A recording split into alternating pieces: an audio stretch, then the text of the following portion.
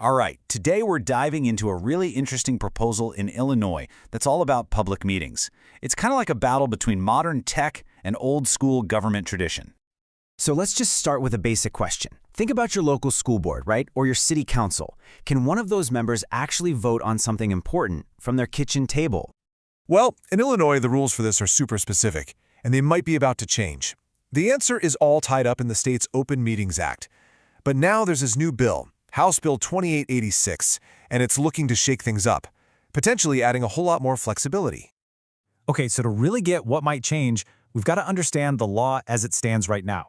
Basically, there are two different ways a public official can legally attend a meeting remotely. Yeah, and under the Open Meetings Act, these two paths are totally separate. They're designed for completely different scenarios. One is for, just one person needing to join remotely under normal circumstances. The other?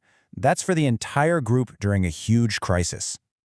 All right, let's talk about path number one. This is where a single member can phone in, but only for one of four very specific reasons.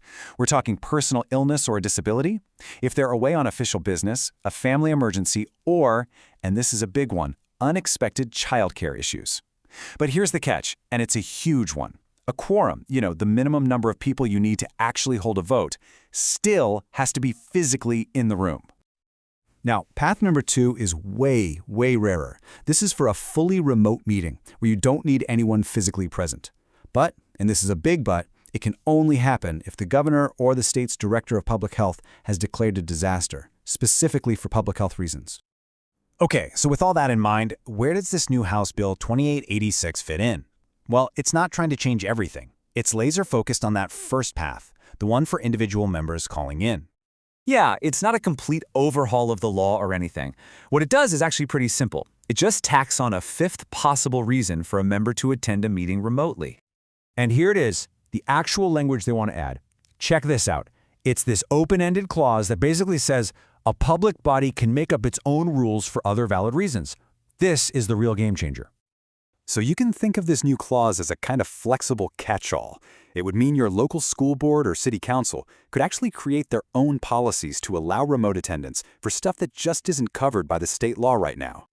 Okay, let's bring this down to a practical level. What does this actually mean for your town? If this bill passes, how could your local library board, for example, actually use this new power?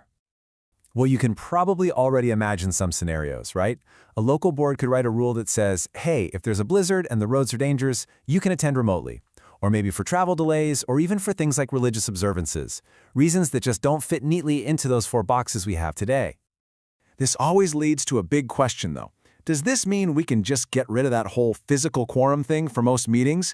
And the answer to that is a hard no. Absolutely not. You have to remember, this entire bill only applies if you already have a quorum physically present. A majority of the board members still have to be sitting in that room. This proposal doesn't change a single thing about the stricter rules for fully remote meetings during a disaster.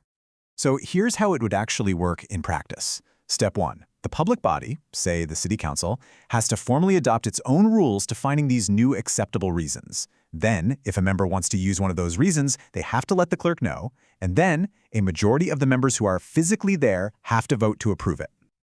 Okay, so is this happening tomorrow? How close are we to this actually becoming law? Let's check in on the bill's current status.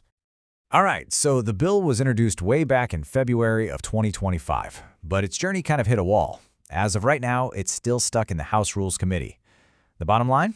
It is not the law today. So let's wrap this part up. What this bill really represents is a potential shift of power, right?